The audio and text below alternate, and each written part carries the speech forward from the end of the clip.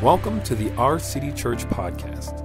Whether it's your first time listening or you're a weekly listener, we hope this message impacts your life, your relationship with God, and your relationship with others. Here's Pastor Chris. It's great to be back with you guys. Good to see you, Our City. Love y'all so much. It's good to be home and to be back preaching at my favorite church in the world here at Our City Church. I want to say what's up to everyone watching online. If we've never met before, my name is Chris. I'm the lead pastor here at Our City Church, and I am fortunate to work with such a great group of people on our team who have helped me, my wife Brenda, and my daughter Eliana get a little rest over the summer, which is always important for us. We want to go the long haul here, not just this week, not just this month, not just this year, but over the next 15, 20 years of my life. And so I want to make sure that I can do that, not burn out. And I watched a lot of pastors spend too much time at the church and give too much to the church family and not enough to their own family. And you know those kids because you grew up with some of them, and those kids were the worst hellions on the planet. And it's because mom and dad was doing too much for the church and not enough for home. And I want you to know, I don't love you as much as I love my daughter or my wife, and I never will. You are not that important to me, okay? So I just want to make sure we're all clear. I love you, but I don't love you like that. And so I'm not going to do that. So with all fun and joy about that, I appreciate you letting me get some time. We try to do some stuff right around like July, early August. But it wasn't all fun and giggles, just, hanging out like on a beach somewhere with like a umbrella in my drink, iced tea. I don't know what you think, but whatever.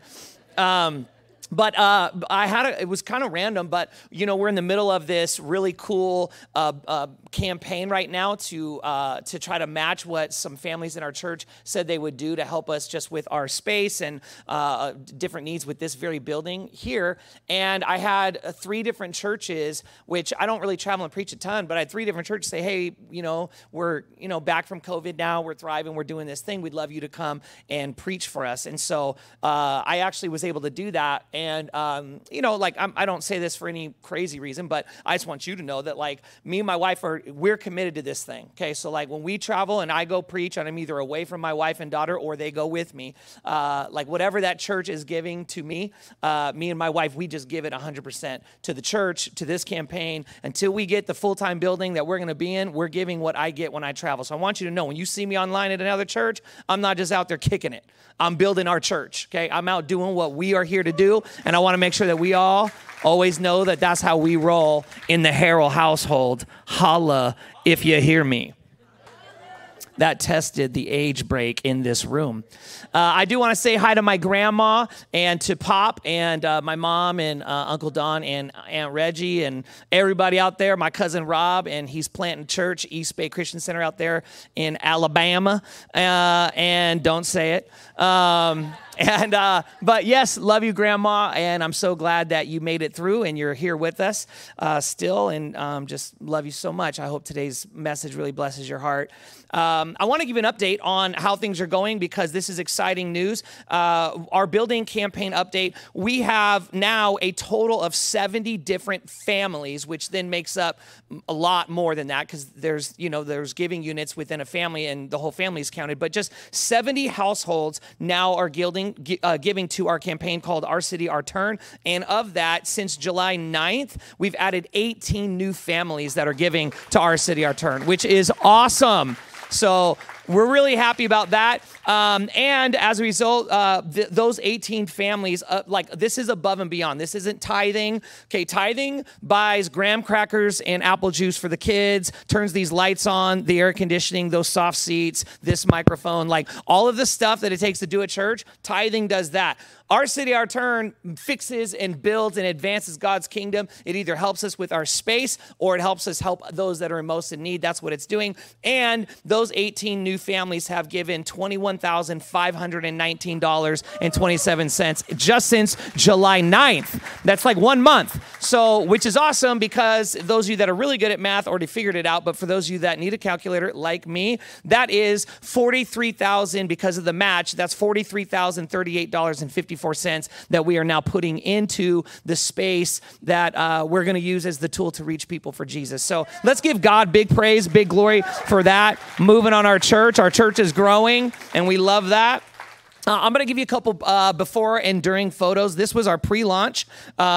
This was like what this space looked like before we really took it down. Some of you who were fortunate enough to come here, you remember some of the really cool artistic design in the kids' spaces at that time. It's a little different than our vibe, but I don't remember one of the phrases, but they were old school, okay? Like, it was flanographs. It was bad. But that was what it looked like. This was the opening, so we fixed it up and did this, and this looked, I thought, a lot better. It looked real normal. And now, this is our current renovation, what's going on in this space. We were able to open up the ceiling, and so you could still see, like, tons of wiring. We're certainly not done with what we're doing in here, but it is getting better, and there'll be some other things we'll do in here and some of the other rooms.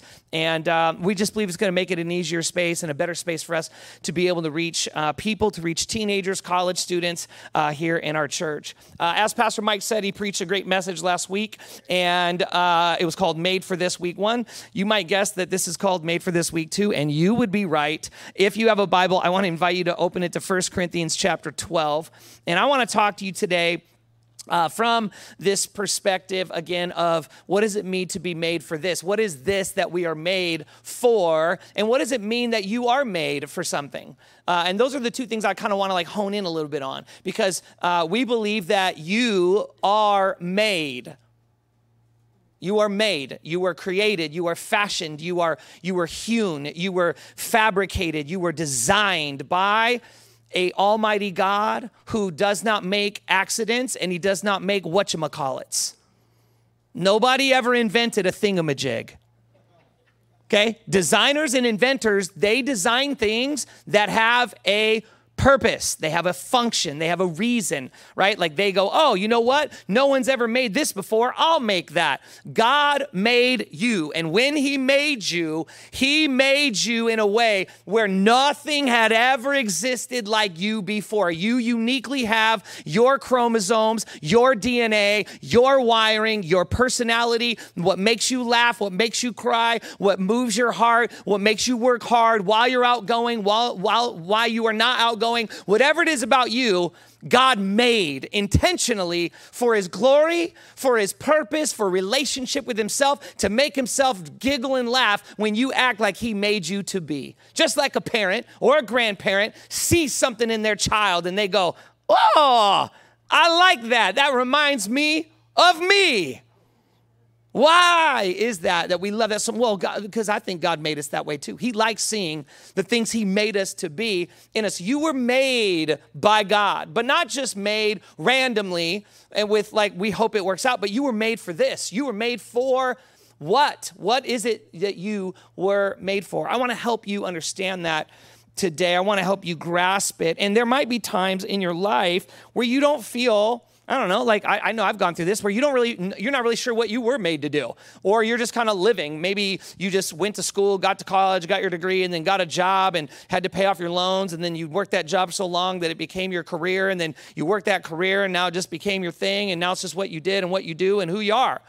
Or you're in the middle of that, beginning of that, the end of that, and you're kind of like, wait, well, I don't remember being like so full of purpose or full of meaning. I just did things that made my life go forward, and you put your foot one in front of the other, and before you knew it, you had your life. And a lot of times, especially with the advent of social media, they will show us so many people's lives full of meaning and purpose, A, or B, you have all these people that come on and they start talking about what it means to have real purpose in your life and this whole deal. And I just want to tell you something before I even get into 1 Corinthians 12. I want to tell you something I think that you should grasp, and I would memorize this, because this phrase, I memorized it years ago, and it changed my perspective forever on what it meant for me to be doing God's work that I believe we were all made to do. And I will get to the fact that you are made to do God's work. You ain't made to do your work. You're made to do God's work. He made you, and he made you to do his work. This is where it becomes unique, because so many times we learned about God from people with a microphone on a stage with a pulpit in the Bible called pastors, priests, leaders, whatever, and they have this authority, which they should, and they're teaching you what the Bible says, which they should, but they didn't always do a good job of balancing how important their role is and was with what your role is. And what do I mean by that? They At times, as religious leaders or even Christians, we could sometimes look at what this sacred job of being a pastor is that deserves and is worthy of honor, and that is biblical, and there's nothing wrong with that, but you can take that too far. There's churches out there where like the pastor has his own parking spot right in the front with a big old sign. Y'all ever went to that church? I did. Have you ever seen that sign at the church you come to where I work? You ain't never gonna see that sign. I would park so far away. You know why I do that? Because I ain't nobody. I just park as far away as I can. Why? Because if you're a guest here, I want you to have a good parking spot, not me. I don't want to build a church where we dishonor the pastors, where we punk them and we treat them like they're just some scrubs and like, what's up, dog? I mean, but that is a pastor. I want the honor, but we don't want the weird. We don't want this like toxic culture where like we're walking around or floating around while they're right. Like we don't want that. So we believe we're made for this, but this is where I want you to memorize this phrase because it's important for me that you know this. And the younger you are, the more important what I'm about to say to you is. If you are under the age of 25, you need to memorize this. Listen, what I do is a sacred job. There's no doubt. And some people think what I do is more sacred than what they do. And I don't believe that's biblical, and I don't believe that's correct. I believe this. It is not what you do that makes something sacred. It is why you do it that makes it sacred. Okay? It's not what you do that makes it sacred. Well, I'm a pastor, so my job is sacred. But you are a fireman, or you are an engineer, or you are a lawyer, or you work with your hands, or you are you are in customer service. So, well, that's not sacred. Why? Well, it's not a very spiritual, sacred job. No, that's not biblical. God did not make pastors to be more sacred than he made you to do your job. What he made was, and what some of us have not lined up with yet, the reason some of you don't have a sacred purpose in your life and job and in what you do, even if you're a mom at home and you're a domestic engineer and that's your like your approach to life is what you do, even that, the reason it is not sacred isn't because it can't be sacred, it's because you haven't made it sacred. You look at it like it's just a perfunctory thing, and it's not. You were made by God to do what you are doing, and it is sacred to be made by God. It is sacred to be purposed by God. And if you will take what your actual gifting, season, calling, work, function, job is and go, I'm not just a fireman. I'm not just a mom. I'm not just an engineer. I'm not just a student. I'm a student who is preparing or getting ready to use what I do to build God's kingdom and his glory and his function on this earth. I want people to know you because I work here. I want people to experience you because I work here. Now, what does it mean for them to experience God because you work where you work? I'll tell you what it means. It means this: they get a good deal that's fair.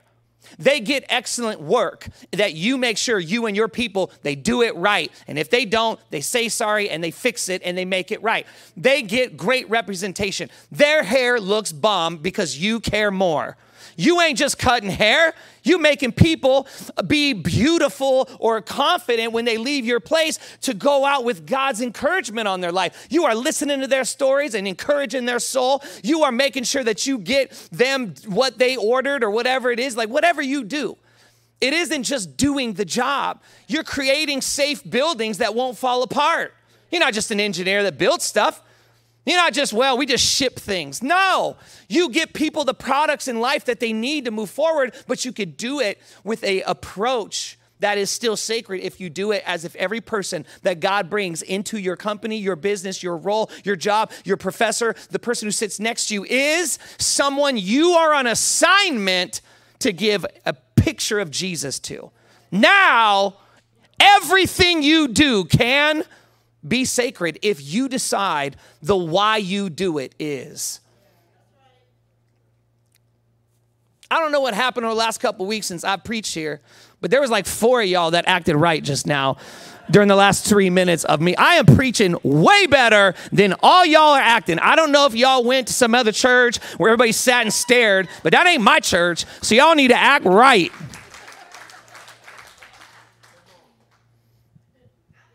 I heard you. You ain't got to worry. I know you in the house. 1 Corinthians chapter 12, verse 14 says this. Even so, the body, which is the church body, is not made up of one part, but of many. Everybody say there and then. I'll allow it. If you're new around here,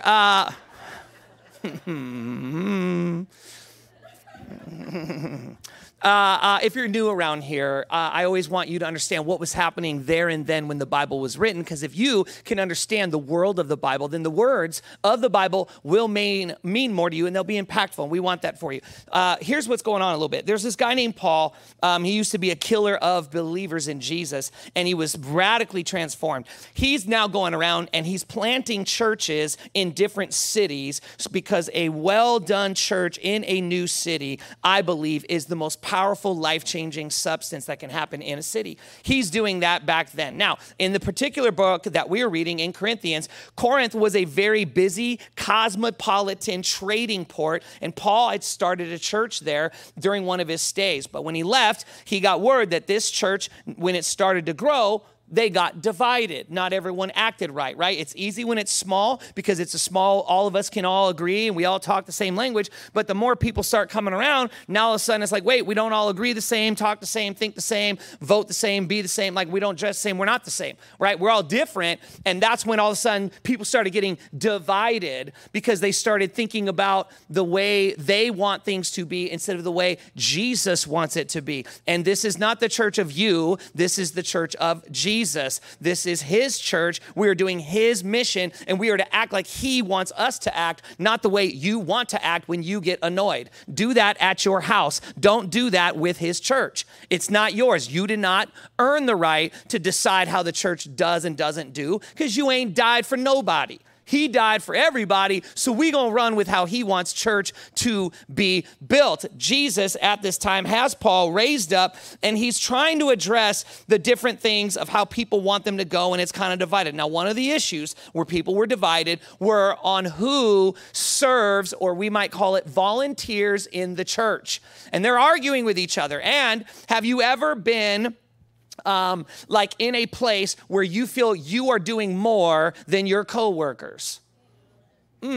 Right? You ever been in a place where like you carrying more of the load? Okay, fine. Moms, you ever felt like you were doing more for the children than he was, but you couldn't say it, but you're glad I did just now. You are welcome. Right? These things happen in a normal family, and it happens in a church, no doubt. So in this space, Paul is now being wise. He's decided to write to the church and address this very specific issue. And this is where I want you to be able to hear how Jesus put the church body together. The church is called the body of Christ. It's his body, which means when we function correctly and we move together and we're united and we work the way this is going to describe, it's a beautiful, it's a powerful move of Jesus on the planet. When we don't and we act like us and we get selfish, backbiting, easily offended, when we don't deal with conflict correctly, then we just go move, run, cry, get mad, and hold a grudge for years and years and call it Jesus, and it ain't. So Jesus, through Paul, is teaching this new church, hey, y'all don't know how to act right. I'm going to teach you how to do it. And this is one issue, which I think will apply to more than just this, but we'll start here. So writers and thinkers, especially back in those days, would often use illustrations that their audience would understand, like the body. And this is what Paul is going to do. He says, even so, the body is not made up of one part, but of many. Now, he is talking about a physical body, but he wants to use this physical body to talk about us, the people of God, the church. And he goes like this. Now, if the foot should say, well, because I'm not a hand, I don't belong to the body, it would not for that reason stop being a part of the body. Okay, that's pretty obvious. Paul understands that there are going to be many reasons that people will not do their part, right? There's people in the church he's talking to that think, well, because I'm not a mouthpiece, because I don't have vision, I don't see the future of how the church should be. All I am is the feet. I'm just the hands. I have a lot of compassion and empathy. I'm the heart. He says, you would not cease to be a part of the body. And there are reasons for some of us we might say, I may not be as important as the next person, or, they play a more important part. They have more gifts or more talents, or, they've been in church longer, or they have a closer relationship with God than I do. And because of that, we think, well, that means I'm not really a part of the body. And we diminish our connectedness to the body and the meaning and purpose that God has put you in his body in the first place. And Paul challenges that. He says, if the ear should say, because I'm not an eye, I do not belong to the body, it would not for that reason stop being a part of the body. He continues on to drive the point home. Verse 17, if the whole body were an eye, where would the sense of hearing be? Who would listen? If the whole body were an ear, where would the sense of smell be? Paul takes the logic a step further, and he forces his audience to think about this, and he wants them to think about the reality that nothing should ever go missing. There'd be no smell, there'd be no hearing, there'd be no sight, there'd be no sensitivity, there'd be no touch, there'd be no hands, there'd be no strength, there'd be no transportation. You couldn't take Jesus's vision, message, story anywhere if nobody helped it get anywhere. And then he goes in verse 18, he says, but in fact, God has placed the parts in the body, every one of them, just as he wanted them to be. What does that mean? Some of you need to hear what I'm about to say. God didn't forget about you. He didn't miss anybody.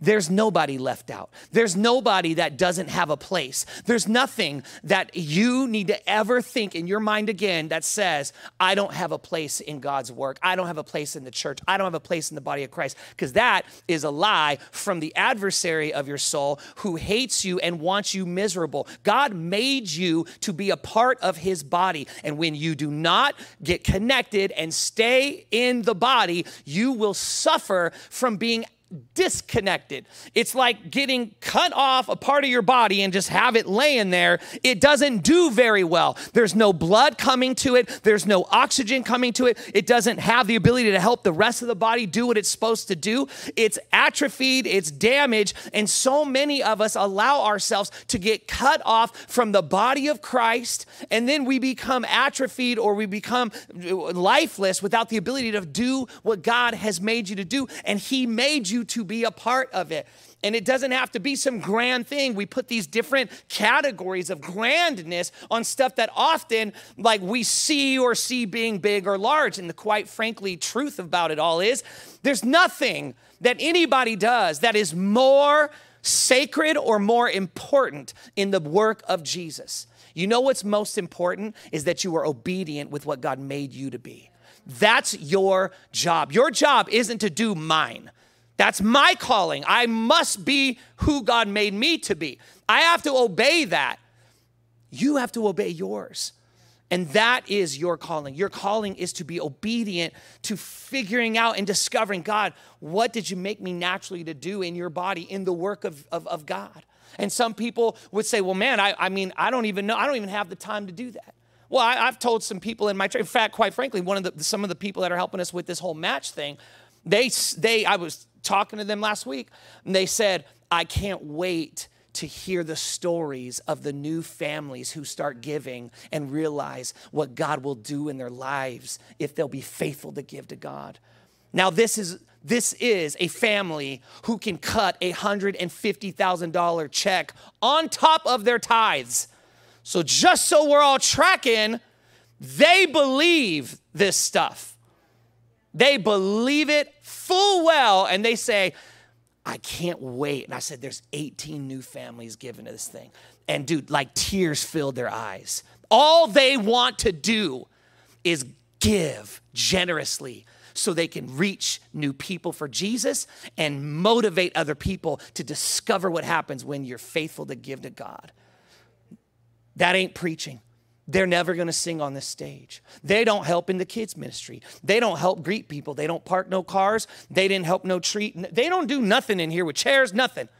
But they're changing the world with what God has called them to do. Your job isn't to give $150,000. Your job might have been to start tithing and to give 10. But be obedient is what God calls of you. Obedience is our calling, not a level of what someone else's obedience. If you keep trying to obey the level of my calling or their calling, you will bury yourself with guilt, shame, condemnation. You'll quit and we'll miss out on the thing that we can't do if you don't do it. There are things that only will happen if you be who God made you to be. And we live in a broken, sinful, selfish, insecure, jealous world of envy that pumps it into our system on a daily basis. And we bring it into the church and we get all funky inside about who's doing more and what. And then I don't want to do, oh, well, it must be nice. Instead of being like, God, I bless them for what they're being used by you to do. God, let it be said of me, I bless my brother and sister in the body of Christ. I bless them that they're doing what they can do. Keep blessing them, God, and use me as you see fit. Now that sounds like a healthy Christian. A dysfunctional Christian, a dysfunctional member of the body is, yeah, well, I wonder what, they're not, I'm here all the time. I don't see nobody around here as much. And you get all these crazy ideas about trying to, and all he says is, be what I put you in the body to be. Don't disconnect from the body. So there's some of you that are Christians. You've been a Christian a long time. And because I'm a pastor that preaches the Bible, even if I don't really like what the Bible says, I got to tell you what it says. Some of you need to hear that God wants you to get connected to his body again. It's not because you don't believe in him and you're not going to go to hell and you're not going to suffer and he's not got lightning bolts to jam you up. None of this fear mongering is allowed at our city church. So this is not a fear-based message. It is an honest one. And God is asking you, I have more for you than you're getting out of your life because you have disconnected from my body. And I did not make you for that. I made you to be a part of it. I made you to serve it. You find your way to do it. You find how you can do it. I made you to make this thing what my body's supposed to be in this city and in this world. And I want you to do it. And you can't do it if you're not obedient to the very bare essentials, especially as believers. It's to be a part of how do I use my time? How do I use my talents? How do I use my treasure to accomplish God's work, not mine? And when you get back connected to obedience in that, you will flourish because you were made for what I just said. And if you don't do what I just said, you are incorrectly functioning and it is an improper use of what you were made to be. You ever try to use something or watch someone use it in the wrong way and you roll in and you're the master technician or you're the master builder and you come in and somebody's jacking it up and you're like, what are you doing? I know some of y'all are mechanics in here, right? And those of you that have seen someone try to change brakes and mess that joint up. My wife's car's brakes got jacked up 3 weeks ago. We would love to go to Monterey whenever we do, and it's a bummer because I've been injured. I haven't played golf a long time. Whoa, poor me. Sorry, I know no one cares. But when you play golf a lot like I do, it's been a bummer. I haven't played golf in 4 months, and I have to get surgery, and I won't play for 6 months. That's my sob story. But I went to Monterey where Pebble Beach lives, and I didn't play golf. And to top it off, while I'm driving there, the dude who did the brakes, he didn't even check to see if the rotors were bad. Well, you don't have to know a lot about this, but let me give you a little educational experience, is if you change and put new brakes on old bad rotors, the front of your car is going to shake like an earthquake. So we're going downhill, dude, and I just put the brakes down. It was like, and my wife's on her phone. She's like, can you stay on the road, please? I'm like, that's not what it is. And because my daughter is sweet and brilliant and lovely, just like my wife, I don't just now hear it from my wife. Now Eliana's like, Daddy, what's that sound? Is that the side of the road from when you're not paying attention? I'm like, I am paying attention. Neither of you are both in your worlds right now. I'm the one working here. It shook the whole way up to Northern California and back. Now, I will give that company credit because I did call and I got into them. And I was Christ-like when I did it, for the most part. 98%. I might have leaned in a little. I put a little thickness on it. I said, I feel like you took advantage of my wife because she's a woman and doesn't know as much about mechanics and car stuff as I do, and you didn't check the rotors, and that's how it makes me feel. I'm going to feel that way when I go to Google reviews here later today. Now, you could change that, but I need you to make it right, and if you make it right, then we cool. He's like, we're a family-run business, sir, and we would never do anything like that, and we'll come over tomorrow and fix it. And they did. They gave us brand new pads, fixed the rotors, put it all for free, and I went out and told the whole world I could on social media and all the rest that they did a great job. I say that to say this. Somebody who knew what they were doing fixed the problem and took the phone call. He was the owner. This was a new employee who didn't do it right. That is exactly sometimes like what can happen is we have these areas of our lives where somebody else is a master and we are novices. And when you've got somebody that can do it and just isn't playing the position, isn't doing their part, we end up having harder stuff be of our church, of our experience, of what it means to do what God's calls us to do. And it isn't because there's not great people involved. It's because they're not on site when we need them to be. They're not involved because they think, well, I don't know. What do I do? I'm just, this is all I do. It's like, no. It's not what you do that makes it sacred. It's why you do it. And if why you do it is to give honor to God, to give glory to God, to build his kingdom, if you want to go into the medical profession and make sure every single person you believe was created and fashioned by God, and when their body doesn't work, you see that as an assignment to get it in right working order because that's what God made it to be. If you're the one that wants to do reconstruction surgery so that a pastor can go back out and have a good day off someday, I bless God for the surgeon who's about to take care of my elbow. That's what it means to be made to do something, is that God made you. It's not accidental, you're good at that. But he made you for purpose, and he made you for his purpose. And if some of you can step into that, it's going to change your life because you keep trying to find your purpose. I want to find my purpose. I want to find my purpose. You want to really find some purpose? Stop trying to find your purpose and start trying to ask God what his purpose is for your life. And that will change you. That will transform that whole pursuit in your life. Last two verses here. Verse 19, he says, if they were all one part, where would the body be? Without it, there'd be nobody. And as it is, they are many parts, but one body. For us at our city church, we believe that the best way that you can experience community is through serving. It's through giving back your time, your treasure, your talents, and saying, how can I serve and give back? Now, some of you are already doing that. We have lots of you in this room and online that you serve. You serve in one way, shape, or form. But we want, the only thing we're looking for, by the way, you should know this, is 100% participation. That's no big deal, but that's all we're looking for here. We want everybody experiencing the fullness of God's purpose in their life. And we know that when you find a place that you can serve and give back, and you ain't got to be up here every week, we're not asking for that. We're asking you to just do what God has called you to do, what you can do. Find out what you can do and do that. That's it. Even when it comes to tithing, we're weird. And I get grief. I get in trouble from a lot of pastors when I say this because they don't want their church people to hear what I'm about to say and be like, well, that's going to hurt the... I'm like, well, whatever, dude. Do your thing. But at our church, I tell people, like, look, does the Bible, like, command and ask and tell us, like, is it the biblical principle for us to tithe 10% to God, to return it? Yes. Why? Well, I'll tell you why. Because 100% of what we have belongs to God, and it's a really good deal because 100% of what you have is God's. He asked for 10% to come back so your heart don't get crooked with materialism and greed. And he says, also while you're doing that, you're going to build my kingdom and reach other people. That's all the deal is, 10%. I tell you right now, if there was $1 million and somebody said, how about this? You keep 900,000, but you got to give 100 grand and, part with that, you'd be like, that's a dope deal. 90-10, holler at your boy. God says, I will bless your 90 better than you could take care of your 100. When you trust God and you give that to God and you go and say, God, I'm going to do this, man, that's amazing. But it's hard to do sometimes. So we don't jam you up and say, you got to be at the church every weekend. I want to see y'all. I love seeing y'all. But I get it.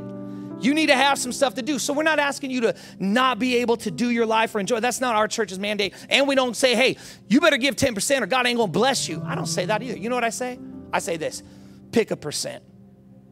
I get in trouble for saying that. It's like, well, that's not what the Bible says. The Bible says 10%, Pastor. I'm going to tell the church the church. The church needs to hear the truth. You need to tell the church the truth. Don't let my church hear that false, fake gospel. I said, man, you tell your church what you want to tell your church. It ain't my church. Jamming your people up for 10%. What about the person in the room that's like, I'm in so much debt. I don't know how to get out of it, man. The idea of 10%, I'm trying to get out of debt. You know what I tell them? Get out of debt and pick a percent. But be obedient to whatever that percent is. You choose the percent you're going to give to God. Maybe it ain't 10 yet. Fine. Give 1. And say, God, I could give 1. But you write that to the letter of 1%. Why? Because God cares? God don't care. He ain't going to jam you up. Obedience definitely brings blessing. That is proven. But I would want you to work there. Get to full obedience. And I take progression, baby. Come on, man. Give me a C+ till we get to an A. I'm fine with that. And if you mad at me for that, pastors, I don't really care. Same thing with serving, y'all. Listen, some of y'all your kids just got out of the house. You got all kind of free time. Some of your kids are just starting school. You got a little more time. You've got gifts and skills you can give back that you think the church can't use. You're like, well, I'm an accountant. What's the church going to do with that? Please believe it. We will use that. We need bookkeeping and data management. We need people to help us throughout the week. We need lawyers to give us counsel. I'm thank God for the lawyer that we have in our church. And he always helps us out. He helps me out. He helps us out when we have questions. I thank God for the insurance people that we can call that help protect us from liability whenever we have people on this campus. Like all this, it takes all of the things you're good at, we need it.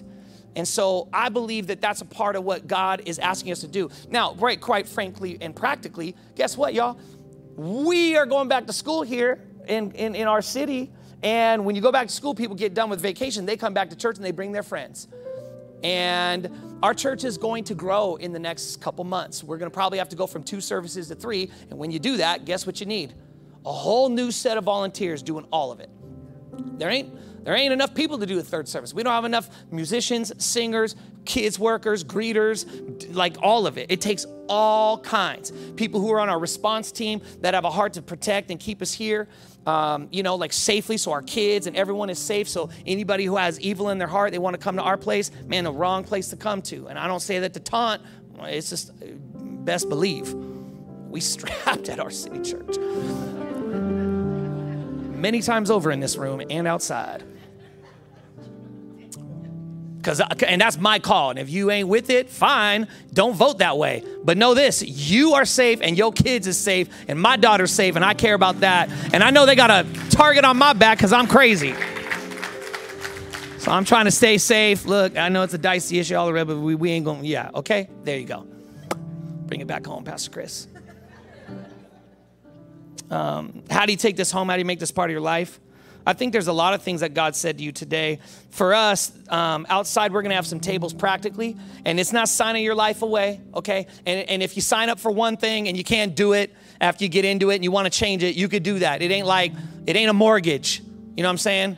Like you ain't stuck. You ain't like, man, I signed up for these kids, but these 2nd graders are a bunch of punks. Like, man, you could move to 4th grade. You ain't got to stay with them 2nd graders. I don't even know what I'm saying right now, dude. I'm just up here. I'm a little rusty, I think. Just kidding. I'm actually not rusty. This is just, if you're new, you're like, is he rusty? No, don't think that, because it's going to be like this again. But if you're not sure where you might be able to serve, we have people that can help you. We actually have tests you can take, spiritual gift inventory tests that can help you go, oh my gosh, I didn't know that was even like a thing. I didn't know that was like something God could use. Some of you are so good at caring for others. You're so good at praying for others, and you just think, I love to pray. Man, we need people who pray for folks, who will pick up the phone call when someone finds out someone's sick or in the hospital and be on our care team. That's called our City Care Team. And the Our City Care Team calls, visits, goes to the hospitals, comes alongside, and that's what we can do. We need men. We need men who will go to some of the elderly folks in our church, in our area, and be like, man, I can't get rid of this tree, or I need this thing, it's falling down, or whatever. If you're in construction, be like, look, Pastor Chris, put me on a list if you ever need. If anybody in the church, a single mom or somebody who can't do it, for one reason or another, they're not able to do something that I could do, I'm a handyman, I could help with some of that stuff. We need all of what you are. If you're like, I could babysit, I'm trustworthy, I'm good. Man, when you a pastor, you don't want everybody watching your kids. I don't know why that made you quiet, but it's true. You don't. So we want people we know that are in our spot, been around our church, it's easier and safer when we've been around and be able to watch you do this thing. And so, yeah, this is our heart. We want to be prepared for the church God is building and the people he is going to be sending. And don't look now, but when you came here today or last week or the week before, whenever you stumbled into our city church, somebody was greeting you in the parking lot. Somebody greeted you at a door. They checked you and your kids in. They helped you find your seat. They led worship, or they gave and they turned the lights on before you gave a dime. They did what they had to do. Everyone did their part to create an environment where the Spirit of the living God could speak to you.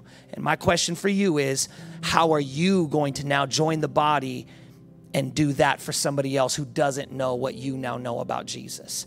That's what God's calling us to be.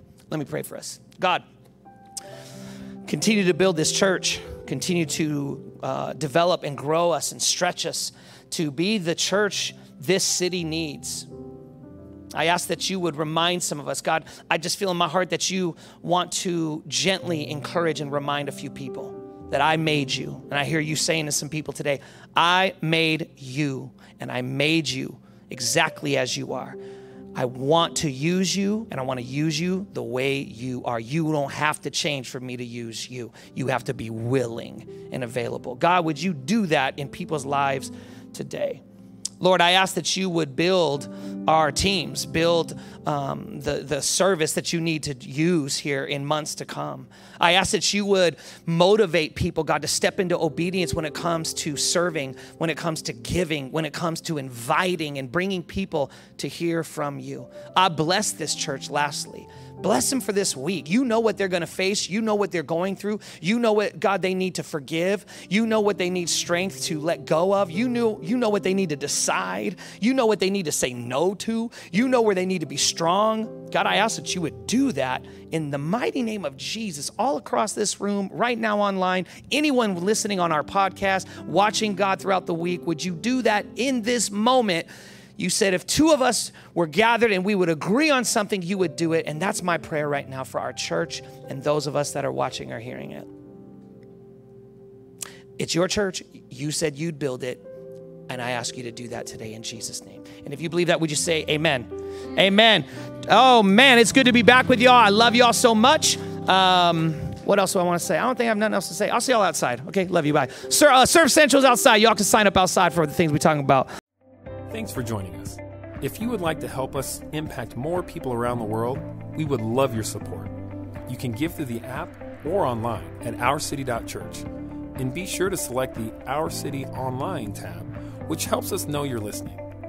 If you enjoyed the podcast, you can subscribe, share it with your friends, click the share button, or take a screenshot and share it on your social media and tag us at ourcity.church. Thanks again for listening. God bless.